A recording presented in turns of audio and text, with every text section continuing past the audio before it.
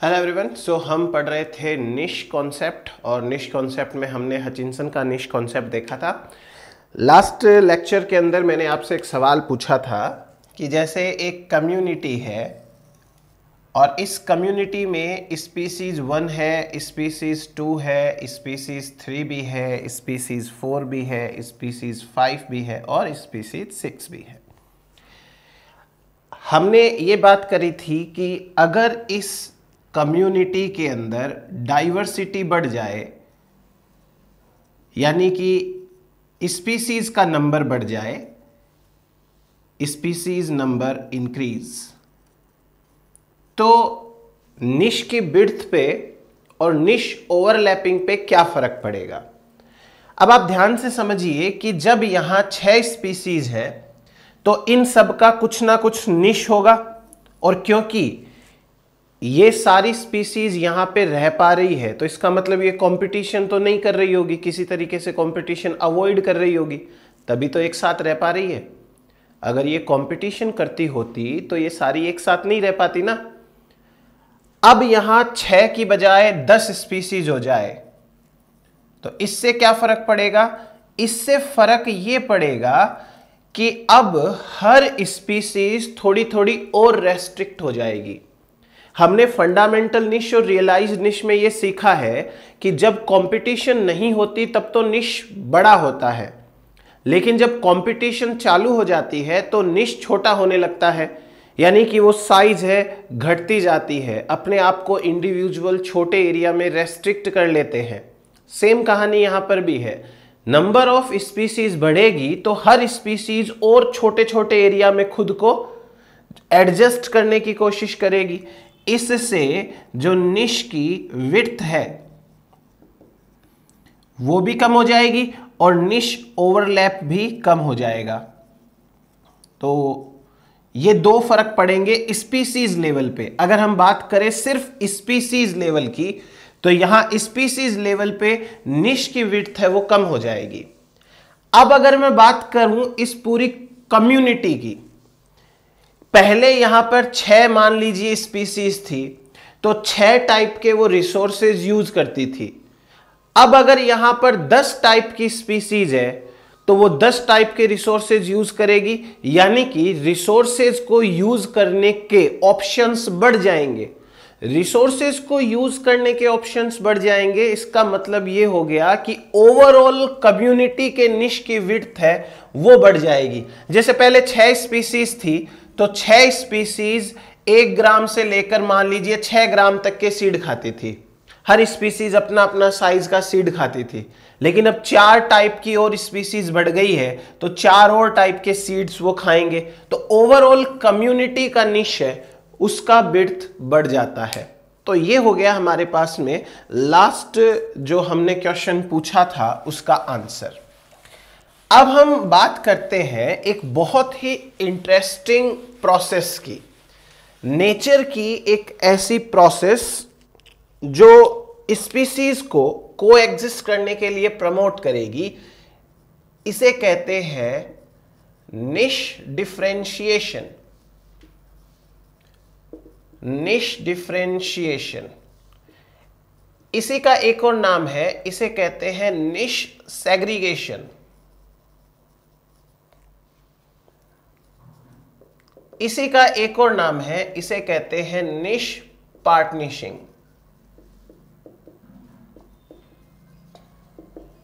निश डिफरेंशिएशन, निश सेग्रीगेशन, निश पार्टनिशिंग। तो चलिए बात करते हैं इसके बारे में, ये क्या होती है। तो ये प्रोसेस हमको क्या एक्सप्लेन करेगी, देखिए मान लीजिए कि यहां 2 स्पीसीज है, एक है स्पीसीज ए, एक है स्पीसीज बी। अब अगर ये दोनों की दोनों स्पीसीज सेम रिसोर्स को यूज करेगी तो इन दोनों में कंपटीशन होगा। कंपटीशन होगा तो इन दोनों स्पीसीज में से कोई एक स्पीसीज या तो इस एरिया से या नेचर से एक्सटिंक्ट हो जाएगी, क्योंकि कंपटीशन करते करते तो दोनों स्पीसीज एक साथ बहुत लंबे समय तक नहीं रह सकती। तो कभी ना कभी इनमें से जो भी पुअर कॉम्पिटिटर स्पीसीज होगी वो इस एरिया से एलिमिनेट हो जाएगी। सो नेचर ने एक सिंपल तरीका निकाला, और तरीका क्या है? अगर ये दोनों स्पीसीज किसी तरीके से अपने रिसोर्स को यूज करने का तरीका थोड़ा सा भी चेंज कर ले, तो ये दोनों स्पीसीज एक साथ को एग्जिस्ट कर सकती है। इसका मतलब ये हुआ कि निश डिफरेंशिएशन नेचर की एक ऐसी प्रोसेस है जिसमें नेचर स्पीसीज के निश को थोड़ा थोड़ा चेंज कर देती है, और इस वजह से बहुत सारी स्पीसीज बिना कंपटीशन किए एक साथ रह सकती है। अगर आपको गॉस का प्रिंसिपल याद है, तो गॉस ने तो ये कहा था कि दो स्पीसीज एक साथ एक ही निश में नहीं रह सकती, और बात भी सही है। लेकिन हम ये देखते हैं कि नेचर में इतनी ज्यादा बायोडाइवर्सिटी मेंटेन्ड है, तो इसका मतलब स्पीसीज एनी हाउ एक दूसरे के साथ को एग्जिस्ट कर पा रही हैं। तो वो क्यों कर पा रही है? ये इस प्रोसेस की वजह से। अगर हम प्लांट्स और एनिमल्स दोनों को कंपेयर करें, तो प्लांट्स में निश डिफरेंशिएशन बहुत कम देखने को मिलता है। रीजन क्या है कि प्लांट्स एक ही जगह पर इस्टेब्लिश हो जाते हैं, तो वो यहां से हिल भी नहीं पाते हैं।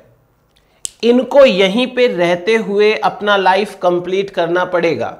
तो जब जब इनके लिए रिसोर्सेज लिमिटिंग होना शुरू होंगे, तो इनमें तो कंपटीशन ही होगी।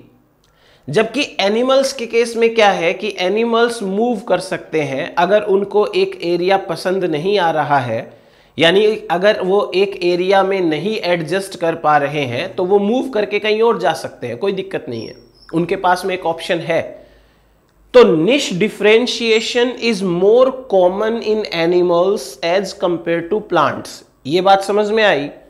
निश डिफरेंशिएशन ऐसी प्रोसेस है जिसमें स्पीसीज अपना अपना निश सेपरेट कर लेती है, और सेपरेट निश हो जाएगा तो किसी के साथ कंपटीशन नहीं होगा। कंपटीशन नहीं होगा तो स्पीसीज को एग्जिस्ट करेगी, साथ साथ रहेगी, और साथ साथ रहेगी तो डाइवर्सिटी बढ़ेगी। इसलिए हम ये भी कह सकते हैं कि निश डिफरेंशिएशन डाइवर्सिटी बढ़ाने का एक तरीका है। निश डिफरेंशिएशन को घोस्ट ऑफ पास्ट कंपटीशन भी कहते हैं। Niche differentiation is also known as ghost of past competition. तो ये सारी की सारी बातें हैं। चलिए अब आप एक काम करिए, लिखिए, लिखना शुरू करिए।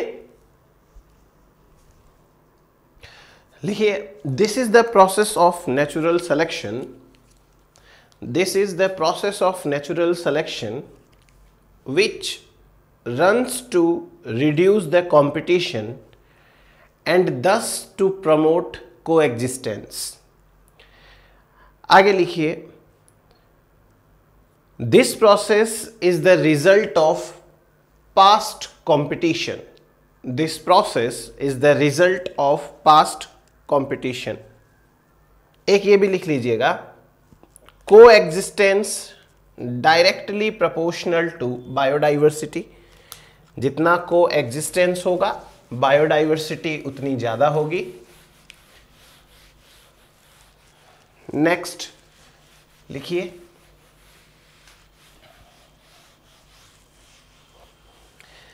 Resource partnership is the result of past competition, sometimes known as ghost of past competition।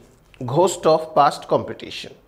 Next, niche differentiation allows more species to coexist, thus it promotes diversity। Next, niche differentiation is less common in plants than animals. Next लिखिए, if there are unlimited resources, there is no need of niche differentiation, but in nature unlimited resources are rare, hence different species try to avoid the competition. Next लिखिए। अच्छा, उससे पहले एक simple सी चीज समझते हैं। मान लीजिए कि कोई एक ऐसा एरिया है जहां 2 ही स्पीसीज रहती है, और मान लीजिए कोई ऐसा एरिया है ऑलमोस्ट उसी साइज का, उसके अंदर 5 स्पीसीज रहती है। तो अब एक बार ध्यान से बात को समझने की कोशिश करिएगा कि यहां पर क्या हो सकता है। जिस एरिया के अंदर केवल 2 स्पीसीज है, तो उन दोनों स्पीसीज के लिए रिसोर्सेज कम नहीं पड़ते, तो दोनों स्पीसीज अपने रिसोर्सेज को फुल यूटिलाइज करती है।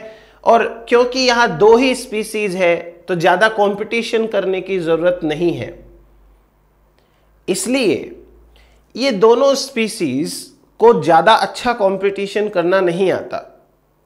अब दूसरे केस पे ध्यान दीजिए, यहां उतना ही बड़ा एरिया है और उतने ही रिसोर्सेज हैं, लेकिन उन रिसोर्सेज को यूज करने वाले बहुत सारे हैं। 5 डिफरेंट स्पीसीज उन रिसोर्सेज को यूज करती है। इसका मतलब यह हो गया कि जब थोड़े से रिसोर्सेज को यूज करने वाले ज्यादा हैं, तो उन सबको बहुत ज्यादा एडजस्ट करना पड़ता है। इसका मतलब इस कम्युनिटी के कंपैरिजन में इस कम्युनिटी में निश डिफरेंशिएशन बेटर है। ये कम्युनिटी बेटर तरीके से निश डिफरेंशिएशन रिप्रेजेंट करती है। तो हम एक बात कहेंगे कि जो कम्युनिटी स्पीसीज रिच कम्युनिटी होती है, उस कम्युनिटी में इंडिविजुअल स्पीसीज की परफॉर्मेंस बेटर होती है as compare to species poor community. क्योंकि यहां पर ज्यादा स्पीसीज है, तो इनको ज्यादा एडजस्ट करना आना चाहिए, तभी ये एक साथ रह सकती है, नहीं तो नहीं रह सकती। तो बेटर तरीके से ये यहां पर एडजस्ट करती है। लिखिए, एक लाइन लिखिए, एक combination of species could obtain more resources than could any species living by itself। अगर एक स्पीसीज अकेली रहेगी तो वो उतने बेटर तरीके से रिसोर्सेज को ऑब्टेन नहीं कर पाएगी जितना कि यहां पर ये स्पीसीज कर पा रही हैं, क्योंकि उसे जब अकेली स्पीसीज रहती है तो उसको यूटिलाइज करना नहीं आता अच्छे से, वो वेस्ट ज्यादा करती है। आगे लिखिए, that is the per capita performance of species in species rich community is higher than species poor community।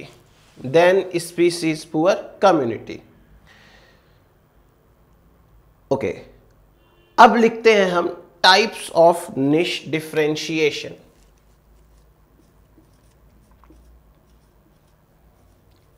Types of niche differentiation। कितने तरीकों से अपने अपने निश को सेपरेट किया जा सकता है। अब मैं यहां से 2-3 बातें आपको क्लियर कर दूं। देखो, हर स्पीसीज नेचुरल सिलेक्शन की वजह से अपना निश यूटिलाइज कर पाती है। जैसे अगर हम एक टाइगर की, एक लायन की बात करें, तो वो कार्निवोरी करता है, वो अपनी मर्जी से कार्निवोरी नहीं कर रहा, नेचर ने उसको इसी तरीके से इवोल्व किया है। जैसे कोई डियर है, रैबिट है, एलिफेंट है, वो हर्बीवोरी करते हैं, तो वो अपनी मर्जी से हर्बीवोरी नहीं कर रहे हैं, नेचर ने उनको उसी तरीके से इवोल्व किया हुआ है। कोई स्पीसीज अपने मर्जी से अपना निश सेपरेट नहीं कर सकती कि हम ये सोच लें कि आज से हम ये टाइप का खाना नहीं खाएंगे और एक नए टाइप का खाना खाएंगे, वो हम नहीं कर सकते। निश सेपरेशन एक नेचुरल प्रोसेस है, नेचर की प्रोसेस है। नेचर जब बहुत लंबे समय तक एक स्पीसीज को फोर्स करेगी कि आपके पास यही ऑप्शंस अवेलेबल हैं, इनको यूटिलाइज करना है तो करो, नहीं तो एक्सटिंक्ट हो जाओ। जो इंडिविजुअल्स थोड़ा थोड़ा रिसोर्स अपना चेंज करना शुरू करेंगे, वो सरवाइव करेंगे, वो रिप्रोड्यूस करेंगे, उनके प्रोजेनी उनके जैसे होंगे। इसलिए ये जो निश डिफरेंशिएशन की प्रोसेस है वो नेचर की प्रोसेस है। नेचर फोर्स कर रही है स्पीसीज को कि आप इस तरीके से काम करो तब तो सरवाइव कर पाओगे, नहीं तो नहीं कर पाओगे। जैसे अब हम बात करते हैं पहले टाइप की। पहला टाइप है on the basis of timing,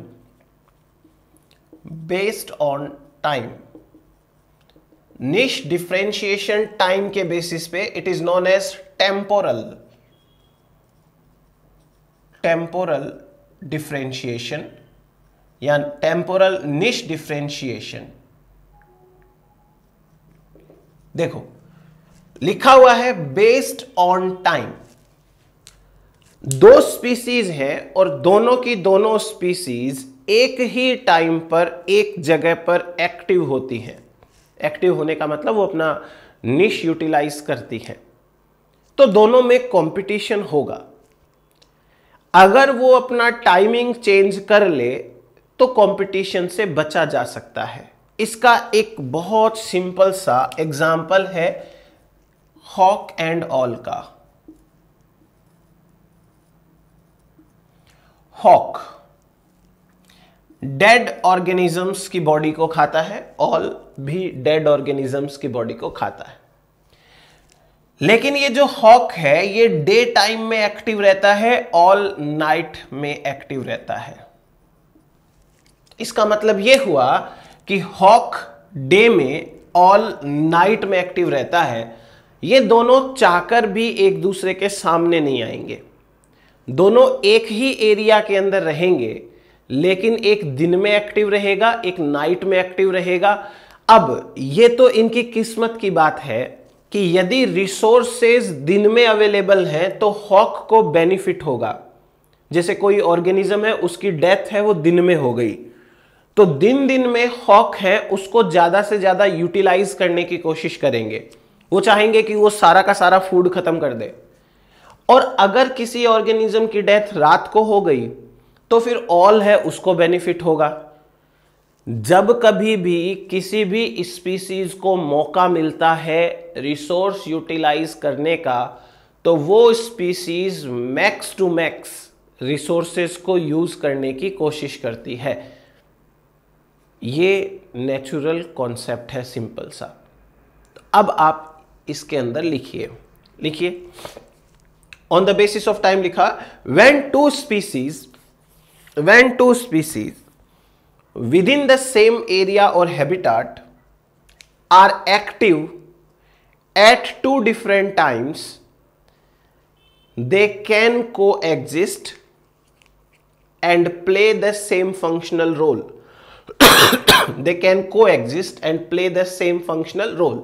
दोनों एक साथ रह सकती हैं और एक ही फंक्शनल रोल है उसको भी प्ले कर सकती है। तो ये हो गया अपना टाइमिंग के बेसिस पे एक एग्जांपल, ये लिख लीजिए। दूसरी बात करते हैं। दूसरा है बेस्ड ऑन कंडीशंस। इसे कहते हैं conditional differentiation. Based on conditions, it is known as conditional differentiation। चलिए बात करते हैं क्या है ये कंडीशनल डिफरेंशिएशन की। हमको ये पता है कि नेचर में हमेशा एक जैसी कंडीशन नहीं रहती है, यानी कि नेचर में हमेशा एक जैसा एनवायरनमेंट नहीं रहता है। आप इसको छोटे लेवल पे ऐसे समझ सकते हो कि एक साल के अंदर सीजन चेंज होते हैं, कभी गर्मी का, कभी बारिश का, कभी सर्दी का, इस तरीके से सीजन चेंज होते रहते हैं। एक स्पीसीज है, मान लीजिए कि कोई बर्ड स्पीसीज है या कोई प्लांट स्पीसीज है, स्पीसीज 1। इस स्पीसीज के सामने बहुत सारे सीजन है, फॉर एग्जाम्पल विंटर,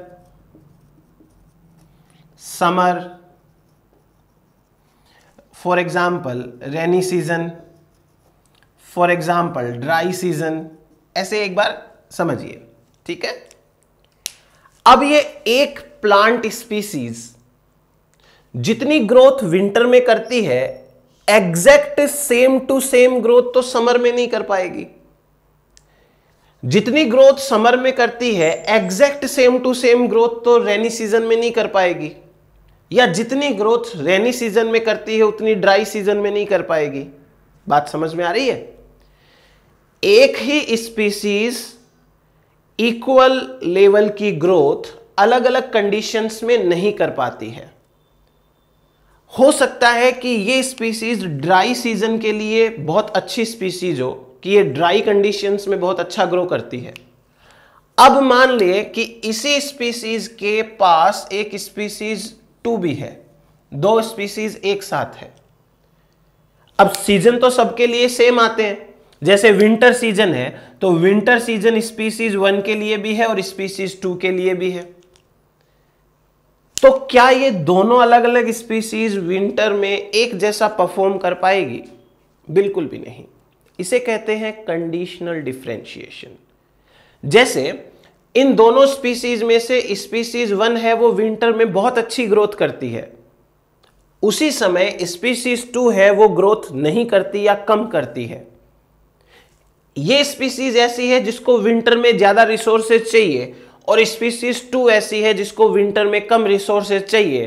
तो जब विंटर कंडीशंस आएगी, इसको तो कम रिसोर्सेज चाहिए तो ये तो अपना चुपचाप बैठेगी, इसको ज्यादा रिसोर्स चाहिए तो ये अपने रिसोर्स यूटिलाइज करेगी, तो दोनों में कंपटीशन नहीं होगा।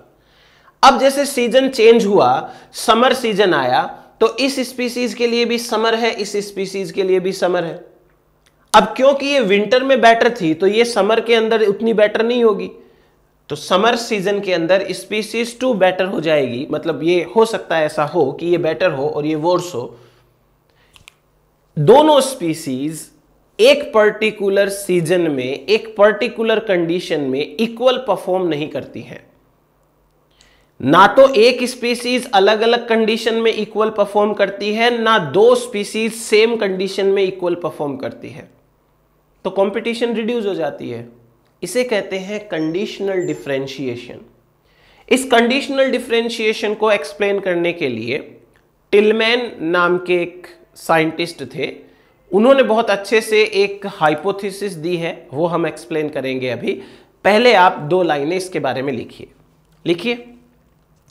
Under different environmental conditions the ability of competition of species also differ. It means in certain conditions species 1 is better competitor, while in next condition species 2 becomes more competitor or species 2 becomes better competitor. Next लिखिए, to explain this G. David Tillman gave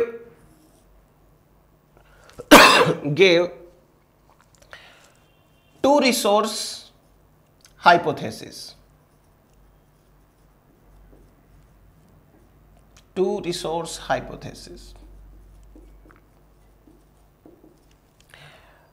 also known as R star rule. ये are star rule या to resource hypothesis हमको दो बातें सिखाती है, बहुत जरूरी है देखना। मान लीजिए कि एक स्पीसीज है, स्पीसीज 1, एक स्पीसीज है स्पीसीज 2, ठीक है।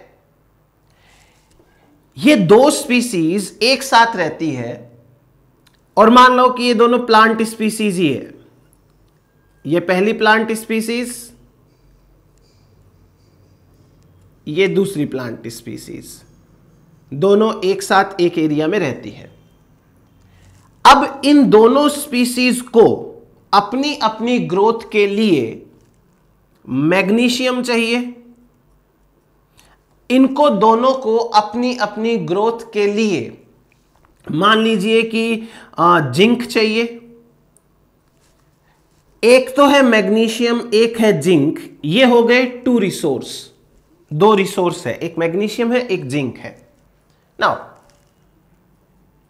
टिलमैन एक छोटी सी बात कहते हैं, ये कहते हैं कि एक सिंगल स्पीसीज, सिंगल इंडिविजुअल सभी टाइप के रिसोर्सेज को इक्वली यूटिलाइज नहीं कर सकता। आप नमक भी ज्यादा खा लो, आप चीनी भी ज्यादा खा लो, आप ऑयल भी ज्यादा खा लो, ऐसा नहीं हो सकता। इट सिंपली मीन्स कि एक इंडिविजुअल की बॉडी को सारे के सारे न्यूट्रिएंट्स की इक्वल अमाउंट में रिक्वायरमेंट नहीं होती है। बात समझ में आई? आपको किसी एक पर्टिकुलर न्यूट्रिएंट की ज्यादा जरूरत है और दूसरे को उस न्यूट्रिएंट की उतनी जरूरत नहीं है जितनी आपको है, उसे किसी दूसरे न्यूट्रिएंट की ज्यादा जरूरत है। ये दोनों ही प्लांट स्पीसीज है, प्लांट स्पीसीज 1 और प्लांट स्पीसीज 2, दोनों को मैग्नीशियम भी चाहिए, दोनों को जिंक भी चाहिए। लेकिन ऐसा कभी नहीं होगा कि इन दोनों स्पीसीज को जिंक और मैग्नीशियम इक्वल लेवल का चाहिए। इट सिंपली मीन्स कि लेट सपोज स्पीसीज 1 है, it needs more magnesium but less zinc. इस स्पीसीज को मैग्नीशियम ज्यादा चाहिए और जिंक थोड़ा कम चाहिए। और इसका उल्टा है यहां पे, species 2 needs more zinc but less magnesium. चीज समझने की कोशिश करना। अब टिलमैन क्या कहते हैं कि दो स्पीसीज है, दोनों स्पीसीज को एक ही रिसोर्स इक्वल नहीं चाहिए। जैसे स्पीसीज 1 को मैग्नीशियम ज्यादा चाहिए, स्पीसीज 2 को मैग्नीशियम कम चाहिए, क्योंकि दोनों स्पीसीज की रिसोर्स को यूटिलाइज करने की कैपेसिटी अलग अलग है, तो दोनों को सेम लेवल का रिसोर्स नहीं चाहिए।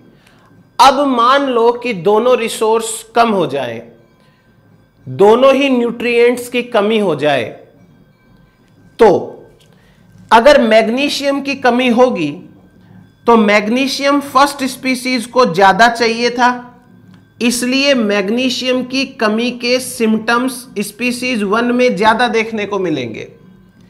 स्पीसीज 2 को तो मैग्नीशियम वैसे ही कम चाहिए था, इसलिए स्पीसीज 2 के अंदर मैग्नीशियम की कमी के सिम्टम्स उतने नहीं मिलेंगे। इसका उल्टा, स्पीसीज 2 को जिंक ज्यादा चाहिए था, इसलिए जब जिंक की कमी हो जाएगी तो स्पीसीज 2 में जिंक डेफिशिएंसी सिम्टम्स ज्यादा मिलेंगे। और स्पीसीज 1 को जिंक कम चाहिए था, इसलिए स्पीसीज 2 के अंदर ये जिंक की डेफिशिएंसी के सिम्टम्स कम मिलेंगे। सो फाइनली हुआ क्या यहां पर कि दोनों स्पीसीज को एक ही रिसोर्स सेम लेवल का नहीं चाहिए, तो जब वो रिसोर्स कम हो जाता है तो दोनों स्पीसीज इक्वल लेवल से अफेक्ट नहीं होती है, दोनों की दोनों स्पीसीज इक्वली अफेक्ट नहीं होती। और अब टू रिसोर्स हाइपोथेसिस का मतलब क्या होता है कि जब दो रिसोर्सेज अवेलेबल हो तो दोनों रिसोर्स के लिए दो स्पीसीज सेम लेवल का कंपटीशन नहीं करती। इस स्पीसीज को ये ज्यादा चाहिए इस स्पीसीज को ये ज्यादा चाहिए, तो दोनों मैग्नीशियम के लिए सेम लेवल का कंपटीशन नहीं करेगी, दोनों जिंक के लिए भी सेम लेवल का कंपटीशन नहीं करेगी। इसे कहते हैं टू रिसोर्स हाइपोथेसिस। चलिए लिखिए, लिखिए according to R star rule every species has different capacity to use different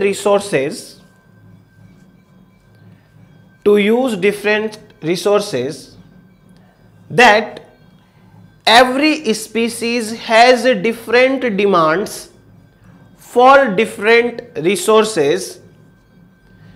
For example, species 1 needs more magnesium but less zinc, while the species 2 needs more zinc but less magnesium. आगे लिखिए, if multiple species are competing for a same resource,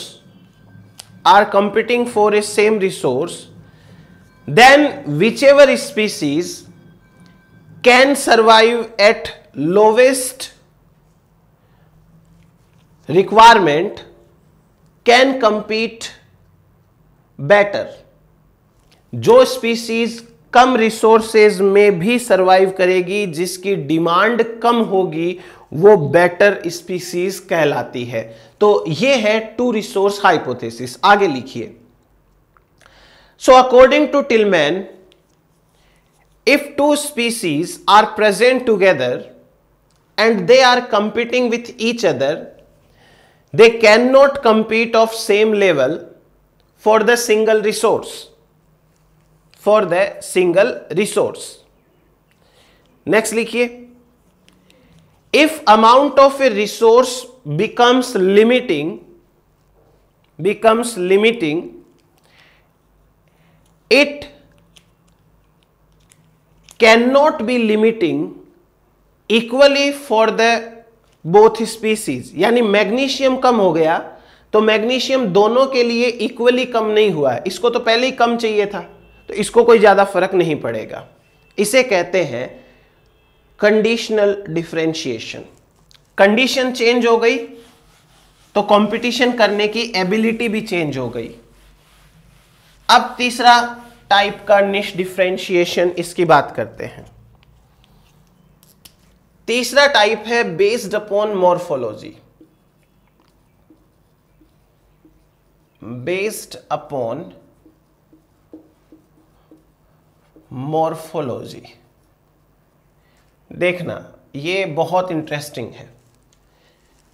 based upon morphology को समझने से पहले दो condition समझिए।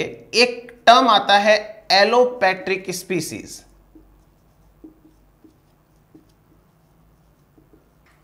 एक term आता है सिम्पैट्रिक स्पीसीज।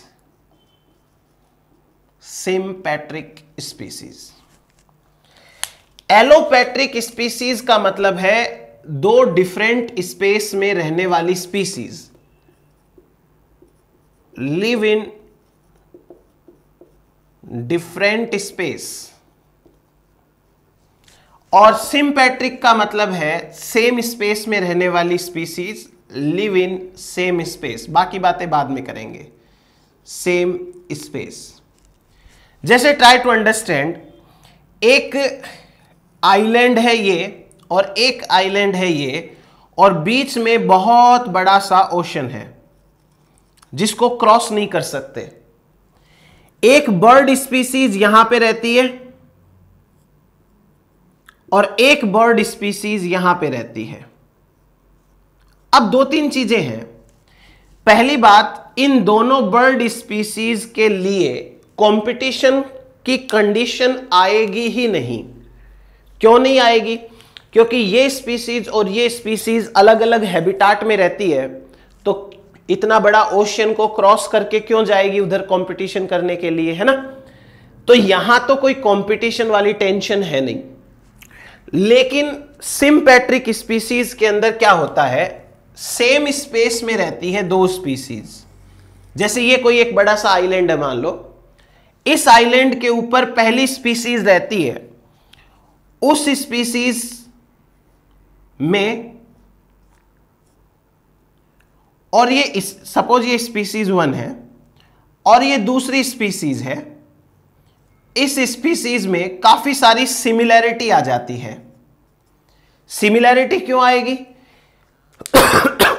क्योंकि ये दोनों स्पीसीज है, तो देखो अलग अलग स्पीसीज, डिफरेंट स्पीसीज है, लेकिन दोनों स्पीसीज सेम स्पेस में रहती है, तो दोनों पे सेम एनवायरमेंट काम करता है।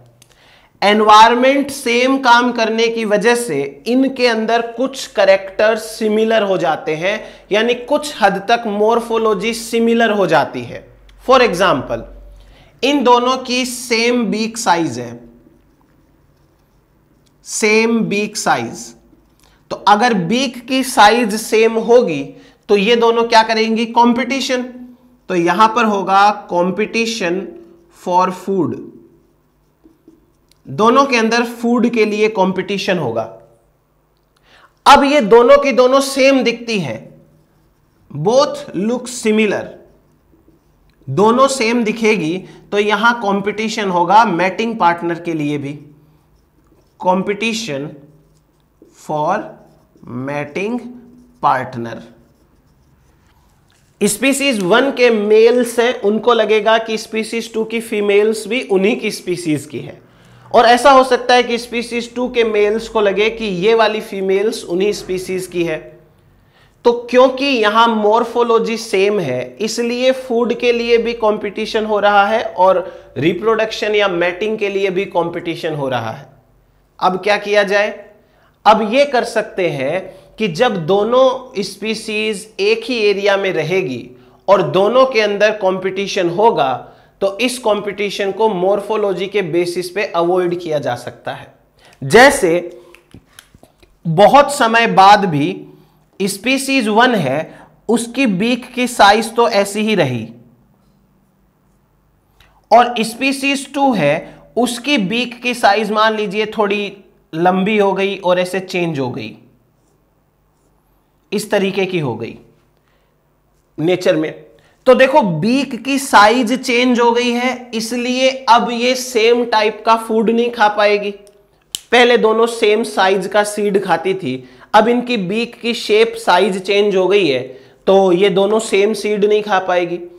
मान लीजिए कि इनकी बॉडी के ऊपर किसी तरीके का कोई मार्क डेवलपमेंट हो गया, ये स्पीसीज है, इसकी बॉडी पर यहां पर रेड कलर का कोई मार्क लग जाता है, मतलब नेचर में डेवलप हो जाता है, इस पे नहीं होता, तो अब ये इस बेसिस पर भी डिफरेंट दिखेगी, अब सिमिलर नहीं दिखेगी।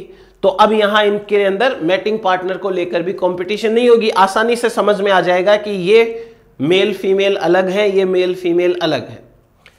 जब कभी भी मॉर्फोलॉजी चेंज होती है, एक टर्म आता है, इसे कहते हैं कैरेक्टर डिस्प्लेसमेंट। डिस्प्लेसमेंट सिंपल है, बहुत सिंपल है, समझो एक चीज समझिए। यहां पे कैरेक्टर का मतलब कोई भी कैरेक्टर, मॉर्फोलॉजी का कोई भी कैरेक्टर, जैसे बीक की साइज है, विंग की साइज है, लेग्स की साइज है, टेल की साइज है, फीदर का कलर है, कोई भी कैरेक्टर डिस्प्लेसमेंट, डिस्प्लेस हो जाए, खिसक जाए, चेंज हो जाए। जब कभी भी सिंपैट्रिक स्पीसीज सेम स्पेस में रहेगी तो उनके अंदर सेम सेम मॉर्फोलॉजी डेवलप होने के चांस होते हैं। सेम मॉर्फोलॉजी होगी तो उनके अंदर कंपटीशन होगी कई चीजों को लेके। अब इस कंपटीशन से बचने का एक तरीका है कि दोनों की मॉर्फोलॉजी थोड़ी थोड़ी चेंज हो जाए, यानी दोनों के कैरेक्टर थोड़े थोड़े खिसक जाए, तो उनकी कंपटीशन रुक सकती है। इसलिए based upon morphology character displacement भी देखने को मिलता है। यह नेचर का एक बहुत अच्छा तरीका है। एलोपैट्रिक स्पीसीज में ऐसा करने की जरूरत नहीं है, क्योंकि ये दोनों बहुत दूर दूर रह रही है एक दूसरे से। ये चाहे, पहली बात तो ये एक जैसी दिखेगी नहीं, और मान लो गलती से दिख भी रही है तो कोई फर्क ही नहीं पड़ता, क्योंकि ये तो दोनों वैसे भी कंपटीशन में थी नहीं। इसलिए अब निश डिफरेंशिएशन यहां जरूरी है सिंपैट्रिक स्पीसीज में। मेरी बात समझ में आई? जो स्पीसीज सेम स्पेस में रहेगी उनकी मोर्फोलॉजी सेम होने के चांस है। मोर्फोलॉजी सेम होगी तो कई टाइप के कंपटीशन होंगे, फूड को लेकर हो सकते हैं, मैटिंग पार्टनर को लेकर हो सकते हैं। तो फिर नेचर के अंदर बहुत समय बाद अगर मोर्फोलॉजी चेंज हो जाए तो इनकी कंपटीशन रुक सकती है। इसे कहते हैं niche differentiation based upon morphology. In this process, any character of a body is getting changed, hence it is also known as character displacement. बस अब लिखिए sometimes when individuals of different species are living together in the same area, they may look similar due to same environmental force. That is, the sympatric species have more chances of looking similar. When the morphology of two species are similar, they may compete for different resources. So a change in the morphology of individual may occur which can stop the ongoing competition. This phenomenon is known as character displacement, which occurs in sympatric species. तो ये है हमारा character displacement और कैसे competition बंद हो सकता है। अब इसके बाद में नेक्स्ट बात करते हैं। हमने पहला बात करा टाइम के बेसिस पे, टाइम चेंज हो जाए तो कंपटीशन चेंज हो जाती है। जैसे एक जंगल होता है, उस जंगल में सब लोगों को प्यास लगती है, तो जितनी भी स्पीसीज रहती है वो एक ही समय पर पानी पीने के लिए इकट्ठा नहीं होती। कोई species early in the morning आती है, कोई दोपहर में आती है, कोई सुबह आती है, कोई शाम को आती है, कोई नाइट में आती है। अलग अलग स्पीसीज का टाइम अलग अलग होता है, तो टाइमिंग के बेसिस पे। दूसरा हमने पढ़ा कंडीशन के बेसिस पे। एक कंडीशन में एक स्पीसीज बेटर है, दूसरे कंडीशन में दूसरी स्पीसीज बेटर है, तीसरे कंडीशन में तीसरी स्पीसीज बेटर है। तो टाइम के बेसिस पे हो गया। तीसरा मोर्फोलॉजी के बेसिस पे। अब चौथा है स्पेस के बेसिस पे, based upon space. Based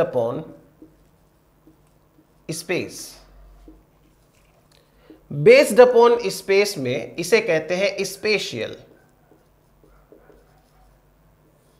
differentiation. Special का मतलब होता है टू डिफरेंट स्पेस। आपको ये टू डिफरेंट स्पेस या स्पेशियल डिफरेंशिएशन वाला कॉन्सेप्ट देखने को मिलेगा एक तो प्लांट्स के केस में। जैसे समझो एक प्लांट है, ये यहां पे ग्रो कर रहा है और एक प्लांट इसके जस्ट पास में ग्रो कर रहा है। अब दोनों प्लांट्स हैं, इन दोनों प्लांट्स को वाटर चाहिए, दोनों प्लांट्स को न्यूट्रिएंट चाहिए, दोनों प्लांट्स है, इनकी डिमांड ऑलमोस्ट सेम है क्योंकि भाई प्लांट है। तो अब क्या होगा कि इन दोनों की रूट्स की डेप्थ में डिफरेंस आ सकता है। जैसे इस एक प्लांट की रूट है वो तो काफी गहरी है नीचे तक, और दूसरे प्लांट की रूट है वो छोटी है। तो अब ये प्लांट अपना फूड रिसोर्सेज नीचे से यूटिलाइज करता है, एब्जॉर्ब करता है, और ये प्लांट अपना वाटर, मिनरल, न्यूट्रिएंट यहां से यूटिलाइज करता है। एक ही एरिया में दो प्लांट्स ग्रो कर रहे हैं तो दोनों के अंदर जो रिसोर्स को लेने की स्पेस है वो अलग अलग हो गई। इसे कहते हैं स्पेशियल डिफरेंशिएशन। एक और चीज समझिए, जैसे कोई एक बड़ा सा ट्री है, इस ट्री में अपर ब्रांचेस के ऊपर बर्ड स्पीसीज 1 रहती है, लोअर ब्रांचेस में बर्ड स्पीसीज 2 रहती है। ये स्पीसीज कभी ऊपर नहीं जाएगी, ये स्पीसीज कभी नीचे नहीं आएगी। इसको भी कहते हैं स्पेशियल डिफरेंशिएशन। स्पेस के बेसिस पे डिफरेंशिएशन हो गया यहां पर भी। तो ऐसे छोटे छोटे डिफरेंशिएशंस हैं जो हो सकते हैं, इन्हें कहते हैं स्पेशियल डिफरेंशिएशन। लिखिए, when competition reduce based upon different space, for example two plants growing together are taking their food from different depths, from different depths. तो ये हो गया हमारे पास में स्पेस के बेसिस पे।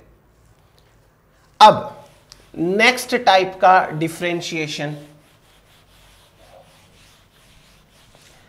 नेक्स्ट टाइप का डिफरेंशिएशन क्या होगा? प्रीडेटर पार्टनिशिंग। ये बहुत इंटरेस्टिंग है।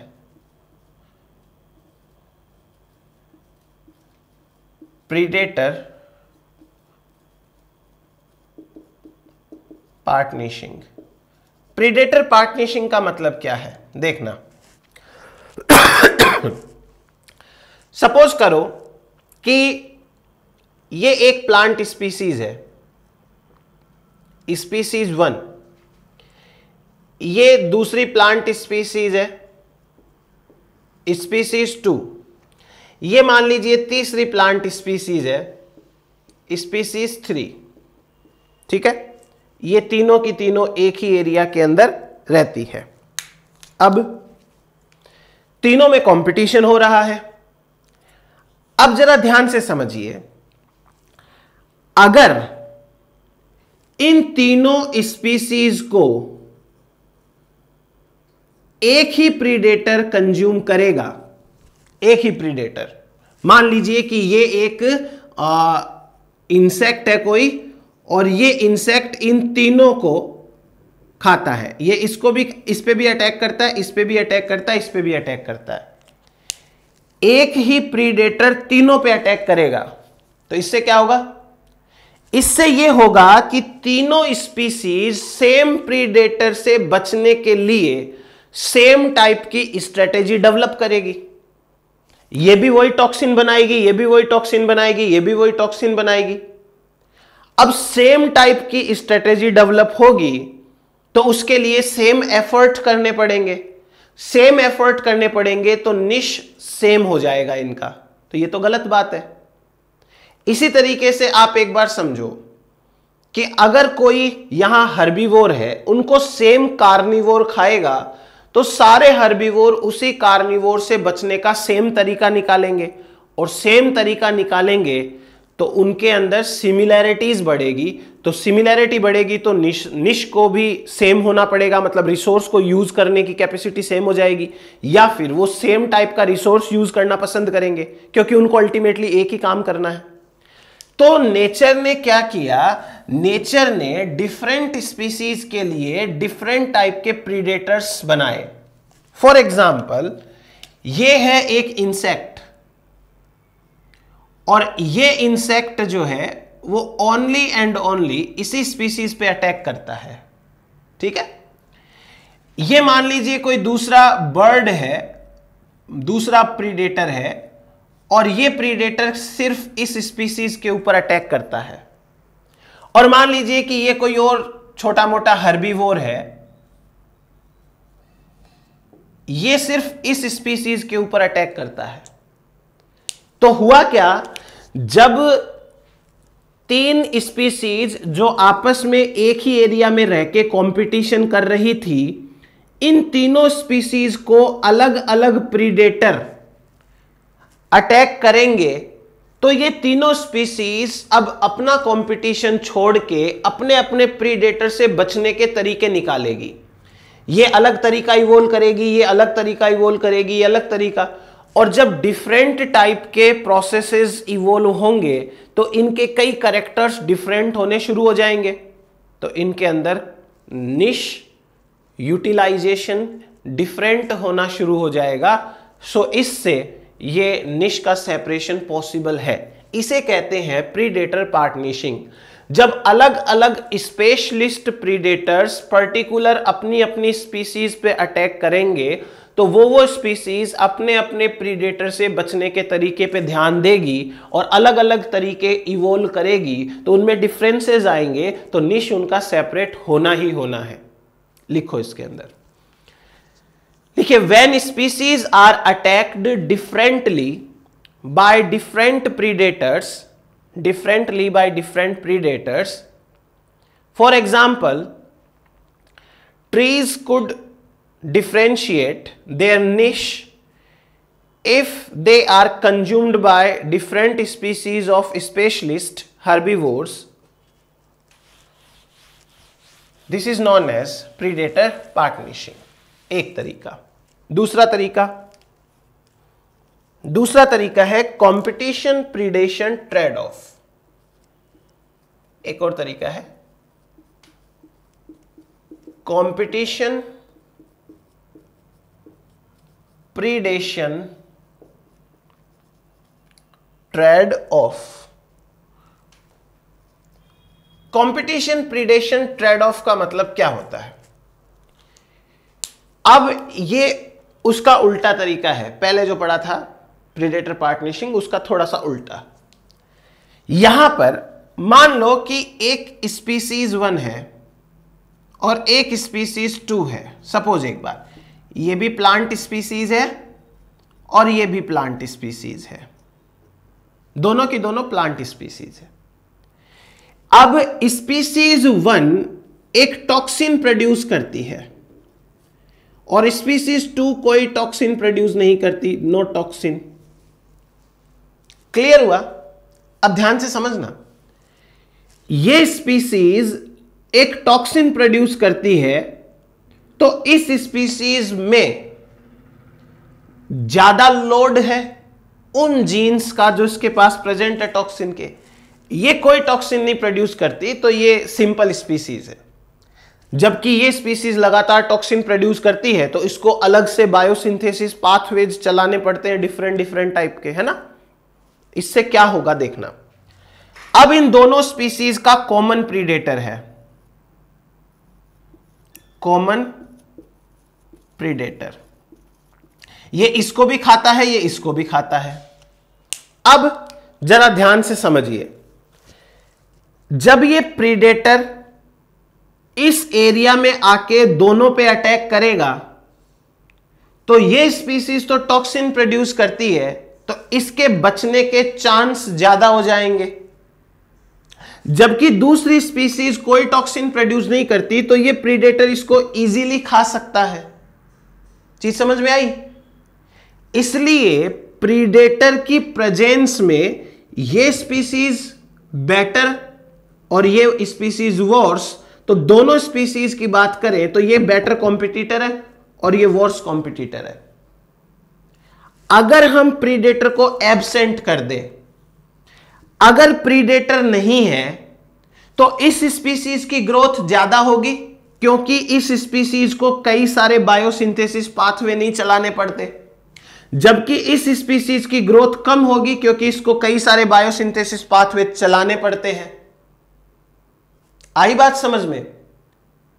जब प्रीडेटर प्रेजेंट होगा तब तो ये अच्छी है क्योंकि इसके पास टॉक्सिन है, लेकिन जब प्रीडेटर नहीं है तो ये स्पीसीज ज्यादा जल्दी ग्रोथ कर पाएगी क्योंकि ये ऐसे बिना काम की चीजें नहीं बनाएगी जो उसकी ग्रोथ में सपोर्ट नहीं करते, सेकेंडरी मेटाबोलाइट्स वगैरह।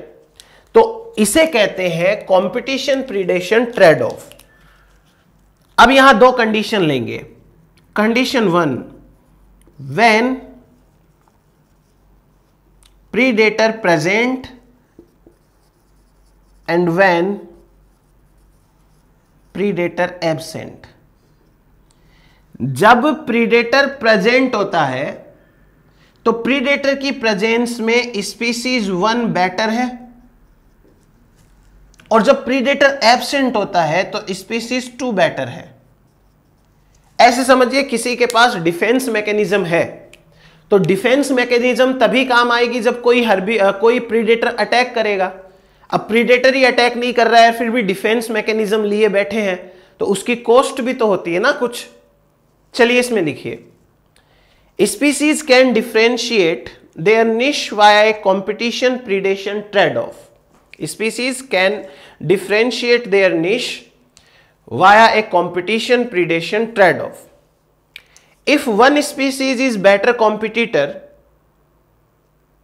when predators are absent and the other is better when predators are present, it is known as competition predation trade-off। तो इसको हम कहते हैं competition predation trade-off। चलिए एक टर्म और देखते हैं यहां पे, निश कॉम्प्लीमेंटेरिटी। आप लोगों ने जेनेटिक्स पढ़ी है और जेनेटिक्स के अंदर एक इंटरेक्शन आती है complementary gene interaction. Complementary gene interaction के अंदर मैंने आपको बताया था कि कॉम्प्लीमेंट करने का मतलब होता है हेल्प करना।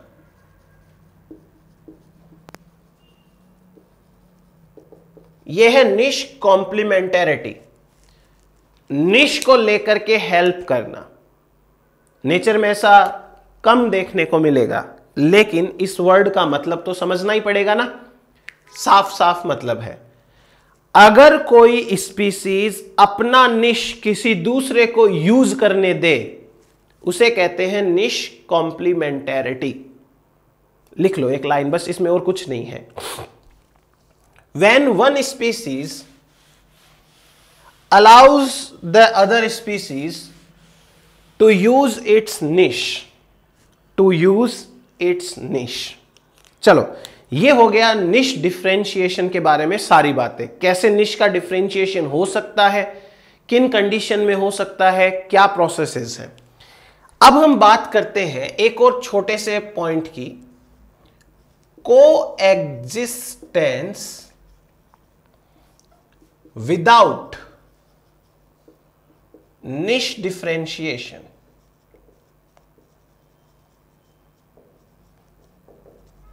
बिना निश अलग किए किए साथ में रहना, इसे कहते हैं निश डिफरेंशिएशन। इसका मतलब ये तो गॉड्स का प्रिंसिपल रूल आउट हो रहा है यहां पे।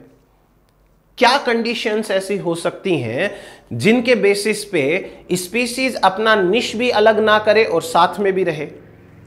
पहली कंडीशन, अगर रिसोर्सेज अनलिमिटेड है, रिसोर्सेज अनलिमिटेड, अगर रिसोर्सेज अनलिमिटेड होंगे तो इससे क्या होगा कि स्पीसीज बिना कंपटीशन किए साथ साथ रह लेगी, बट ऐसा नेचर में कम देखने को मिलता है, तो ये वाली चीज बहुत ज्यादा देखने को नहीं मिलती। दूसरा, जैसे कोई टेरिटोरियल ऑर्गेनिज्म है, टेरिटरी बनाता है, अगर टेरिटोरियल ऑर्गेनिज्म अपना टेरिटोरियल बिहेवियर ना शो करे, territorial organism stop behaving it's territorial behaviour, ये तो निश कॉम्प्लीमेंटेरिटी की बात हो गई कि एक ऑर्गेनिज्म ने अपनी टेरिटरी बनाई और वो अपनी टेरिटरी में किसी को भी आने दे रहा है, ऐसा भी कम देखने को मिलेगा। और तीसरा एक और तरीका नेचर में देखने को मिलता है, वो है प्रीडेटर और डिजीज प्रेशर। प्रीडेटर और डिजीज प्रेशर, इस प्रीडेटर और डिजीज प्रेशर की कहानी सिंपल है। जैसे मान लीजिए कि कोई लायन है और ये किसी जंगल में रहता है। अगर ये लायन इस जंगल में रहेगा तो जितने भी हर्बीवोर्स होंगे, उन हर्बीवोर्स को डर बना रहेगा कि हम अगर बाहर निकले तो हमारा शिकार हो जाएगा। इसलिए सारे हर्बीवोर्स अपने अपने निश में रहते हैं। अगर प्रीडेटर को हटा देंगे, इन सब के मन से यह डर निकल जाएगा कि हमें कोई मार सकता है। ये तीनों के तीनों, मतलब तीनों टाइप के हर्बीवोर अब एक साथ आना शुरू करेंगे।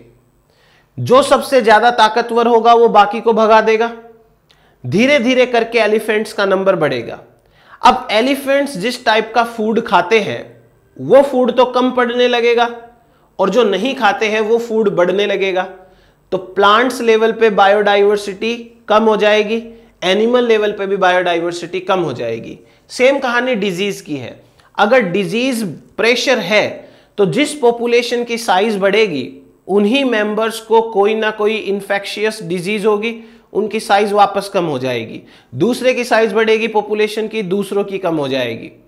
डिजीज और प्रीडेटर प्रेशर से बायोडाइवर्सिटी मेंटेन रहती है। क्योंकि जब डिजीज या प्रीडेटर होंगे तो सभी स्पीसीज की पॉपुलेशन थोड़ी थोड़ी रहेगी और अपने अपने निश में रहेगी। ये हटा लेंगे तो सारे स्पीसीज कंपटीशन करने उतर जाएंगे और कोई ना कोई स्पीसीज जो वॉर्स है वो वहां से एलिमिनेट हो जाएगी, बायोडाइवर्सिटी कम हो जाएगी। तो ये है निश के बारे में ओवरऑल सारी की सारी बातें। नेक्स्ट हम बात करेंगे नेक्स्ट वीडियो के अंदर, तब तक आप इसे देखिए। चलिए मिलते हैं नेक्स्ट लेक्चर में।